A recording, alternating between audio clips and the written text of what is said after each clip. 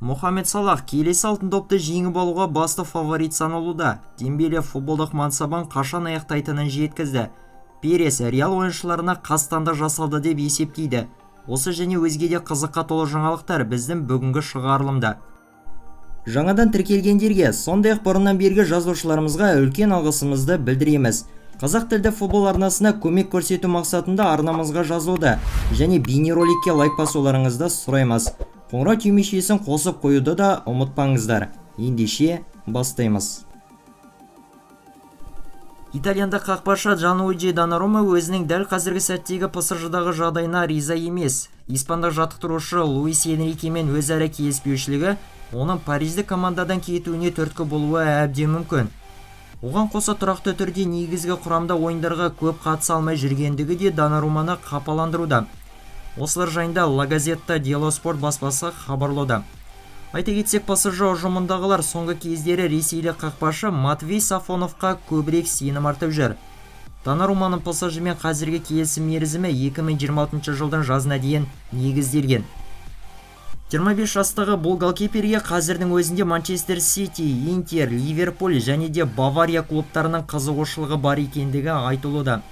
Ағымдағы маусымда 12 ойынға қатысқан Донарума 14 голды өткізіп алған. Манчестер Сити ұжымы Баварияның жартылай қорғаушысы Йозуа Кимихтің жағдайын аңдап, мұқият түрде бақылауда. Аталған ағылшындық ұжым алдағы жазғы трансферлік терезеде өздеріндегі жартылай қорғаныс қапталын жақсылап күшейтуге мүдделі. Осылар жайында Sky Sports Germany баспасы хабарлауда.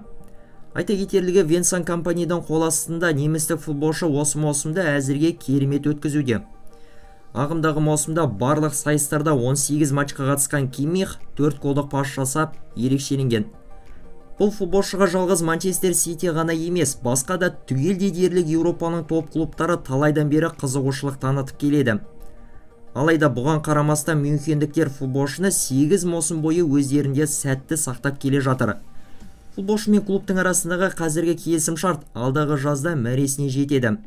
Бавария ұжымындағылар Кимихті ешқайда жібермей, өздерінде сақтап қалуға әрекет жасауда. Манчестер Ситидің қорғаушысы Рубен Диаш қазіргі сәттегі өз командасында болып жатқан аса ауыр жағдай жайындағы пікірмен бөлісті. Өткен жылы да бізде дәл осы кезде қиын кезең болғантын, тіпті требл жеңіп алған маусымда да мәселелер болды. Ең басты маңыздысы мұндай ауыр сәттерден кейін қалпыңа қайта келе білуің. Міне, біздің командамыздың жеңістерінің көп болуының себебі осында. Қиын кезеңдерде мінез пайда болады, және ондайда біз бірлесіп шыдаймыз. Жағдайды ретке келтіру үшін кінәлілерді іздемейміз. Керісінше жинақталып күресу үшін біргеміз. Және бізге осы жолы да соны қайталау қажет. Қол жеткен жеңістеріміз өте көп болғандықтан шығар, босаңсуға өте оңай жол беріп қоятын кездеріміз болады. Дегенмен әлі де ештеңенің бітпегенін жақсы түсінеміз. Сол себепті тек алға қарай жылжи беруіміз керек, деп жеткізген екен Рубен Диаш. Айта кетейік, Манчестер Сити ұжымы осымен 7 ойын қатарынан жеңістің не екенін білмей келеді. Француздық шабуылшы Осман Дембеле футболдық мансабын қанша жасында аяқтауды жоспарлап жүргенін айтып жеткізді. Мен мансабымда 34 жасымда аяқтауды қалаймын, ал содан соң жылжымайтын мүлік саласындағы бизнеспен айналысқым келеді. Сондай-ақ Африкаға ақша құйып көмектесу жоспарымда бар, деп жеткізген екен ПСЖ ойыншысы. 27 жастағы ойыншы Париждегі ұжымның сапында 2023 жылдың жазынан бері өнер көрсетуде. Және тараптардың арасындағы келісім шарт 2028 жылдың жазына дейін жарамды. Ағымдағы маусымда 14 ойынға қатысқан Дембеле 5 голды соғып, және 7 голдық пас жасап көзге түскен. Трансфермаркт порталы оның қазіргі нарықтағы сомасын 60 миллион еуроға бағалайды.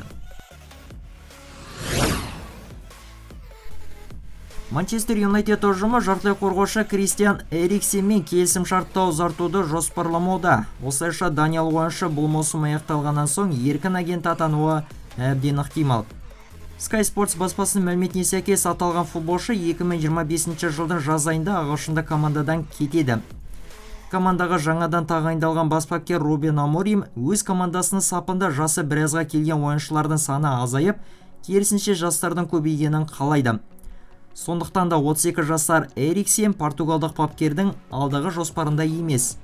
Алдағы трансферлік терезелерде манкуниандықтар тірек жартылай қорғаныс ойыншысын, сондай жартылай шабуыл қапталындағы ойыншыны өз қатарларына қосуды мақсат етуде. Еске салсақ, Эриксен ағылшындық клубтың сапына 2022 жылдың жазында ауысып келген болатын. Бразилиялық жұлдызды футболшы Неймар Сауд Арабия елінде өзін бақытты сезінетінін, сондай-ақ алдағы уақытта барлығы ойдағыдай болатынына сенетінін жеткізді. Осы жерде өнер көрсету және де бұл елде өмір сүру мүмкіндігінің бар болуы бұл адамдар үшін өте маңызды нәрсе.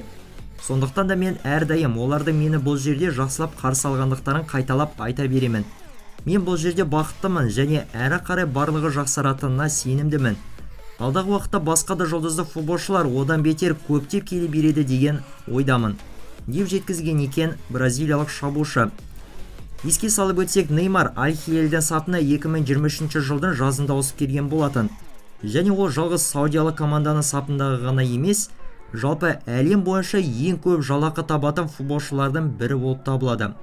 Осының алдында ғана Аль-Хилал ұжымы өткізген ойындарына қарағанда алған жарақаттары көп болып кеткен футболшымен қош айтысуға асығуда делінген ақпараттар таралған болатын. Барселонаның бұрынғы жаттықтырушысы Хави Эрнандес Лейпциг командасын тізгіндеуі мүмкін. Осы жайында Фичидес баспасы хабарлады. Айта кетерлігі, қазіргі сәтте бұл немістік команда Марко Розенің қол астында сүреңсіз нәтижелерді көрсетуде. Әсіресе олардың Чемпиондар лигасындағы жағдайы өте нашар күйде.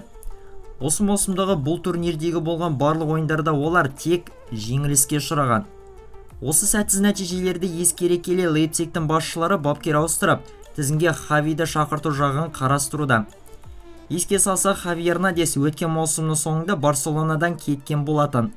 Және осының алдында бұл испандық маманға Манчестер Юнайтед және де Интер Майами ұжымдары қызыққан еді. Бундеслиганың қазіргі турнирлік кестесінде Red Bull Leipzig әзірге 21 ұпаймен 4-ші орында келеді. Жаңа маусымның басталғанына әлі де көп уақыт бола қойған жоқ. Дегенмен Еуропаның үздік топ 5 чемпионатындағы ойыншылардың голдық көрсеткіштері қазірден көпшілікті қызықтыра таңғалдыруда. Goal.com порталы дәл қазіргі сәтте келесі алтындау жүлдесін жеңіп алуға басты үміткер саналатын 15 футболшының есімдерін жариялады. Басылымның нұсқасы бойынша Ливерпульдің шабуылшысы Мохамед Салах көш бастап бірінші орында келеді. Екінші орынға польшалық шабуылшы Роберт Левандовски жайғасқан болса, ал үздік үштіктің қатарына бразилиялық вингер Рафиня орналасқан. Goal.comның нұсқасы бойынша қазіргі сәттегі келесі алтын допты жеңуге басты үміткер ойыншылардың тізімі назарларыңызда көрсетілген. Тізімде көш бастап келе жатқан египеттік шабуылшы Мохамед Салахтың статистикасына үңілсек, қатысылған 20 кездесуде ол 13 голды соғып, және 11 голдық пас жасап ерекшеленген. Мадридтік Реалдың президенті Флорентино Перес осы жолға алтындау жүлдесінің жеңімпазын анықтау рәсімі әділетсіз болды деп есептейтінін жеткізді. Бірінші кезекте мен Родридің Мадридте дүниеге келген керемет футболшы екендігін айта кетпекпін, және менің оған ешқандай да алауыздығым жоқ. Родри алтын допқа бұл жолы емес, осының алдындағы маусымда лайықты болды. Олар ол кезде требль жеңіп алды, және тіпті Родридің өзі де финалда гол соққан-тын. Ал бұл жолғы алтын допты Реалдың ойыншысы жеңіп алуы тиіс болды. Барлығы оны Винисиус жеңеді деп айтып жүрді. Бірақ та Карвахаль немесе Беллингемдердің әйтеуір бірі жеңсе де болар еді. Түсінесіздер ме, Винисиусқа бірде-бір дауыс бермеген тілшілер болды. Таңғаларлығы алтын допқа дауыс беруге мүлдем ешкім танымайтын тілшілер де қатысқан. Бұны қалай түсінуге болады? Егерде Албания, Уганда, Намибия және Финляндия осы елдер тілшілерінің дауысы болмағанда, онда Винисиус алтын допты жеңетін еді. Ал егер Еуро 2024 додасының жеңімпазды анықтауға қатысы бар болғанда, онда Карвахаль жеңімпаз атануы керек еді ғой. Бұл ақылға қонымсыз нәрсе. Алтын доп негізінен тек танымал тілшілер дауыс бере алатын тәуелсіз жүлде болуы тиіс, деп жеткізген екен Флорентино Перес.